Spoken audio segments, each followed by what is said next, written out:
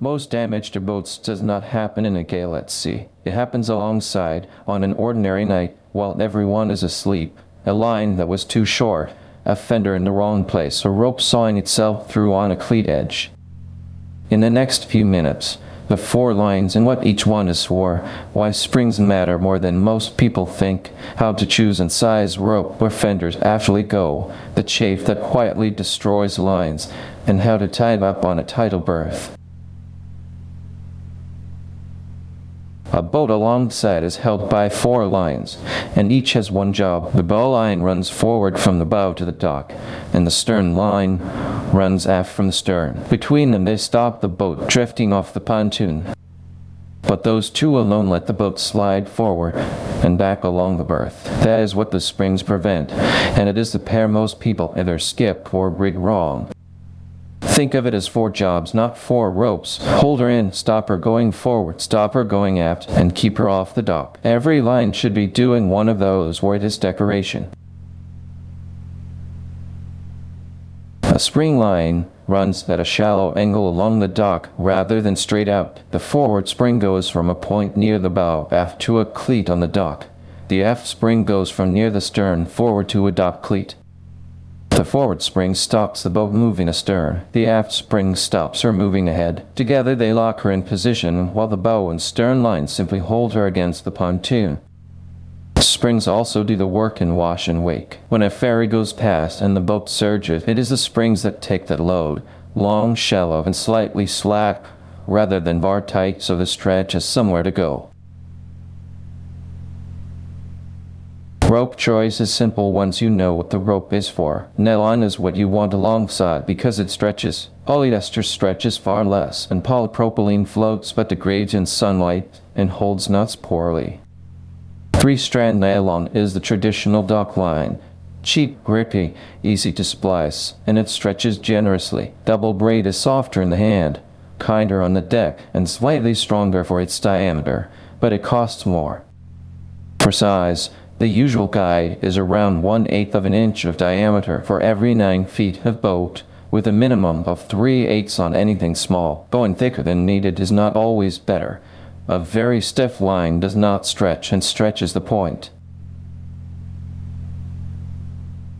Length matters as much as diameter. A bow line should be about 2/3 of the boat's length.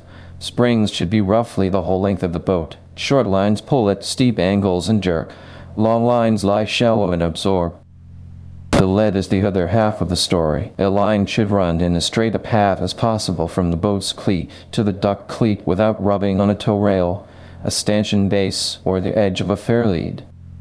And leave a little slack. A boat tied bar tight has nowhere to move when a wake arrives, so the shock goes into the cleats and the deck instead of into the rope. Fenders are simple to get wrong. They should sit at the point of widest contact, which is usually near the boat's beam, and they should hang so the middle of the fender is at the height of the dock edge, not above it and not underwater.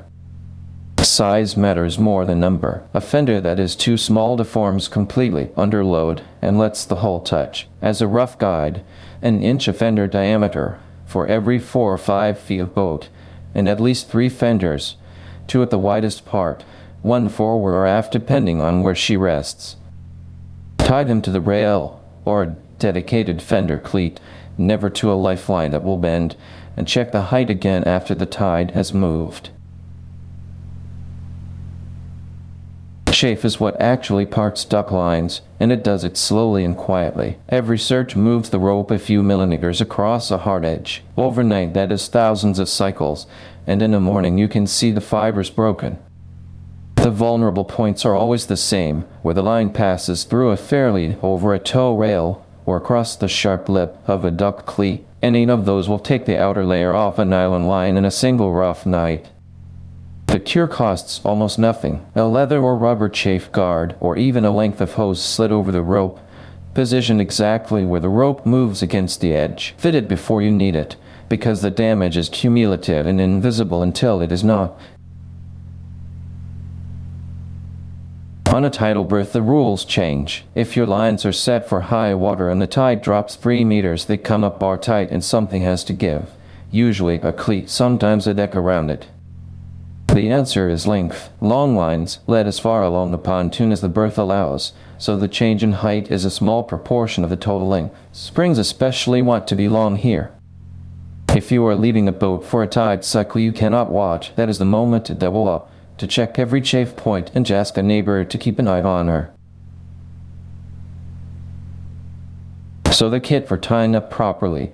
4 lines of the right length in nylon, 2 springs among them, fenders sized for the boat with their own lines, chafe protection at every hard edge, and a boat hook for picking up lines from the pontoon. Links to everything are in the description at 3 price levels. Rig your springs, get the fenders at the right height, protect the chafe points, and she will still be there in the morning. Fair winds.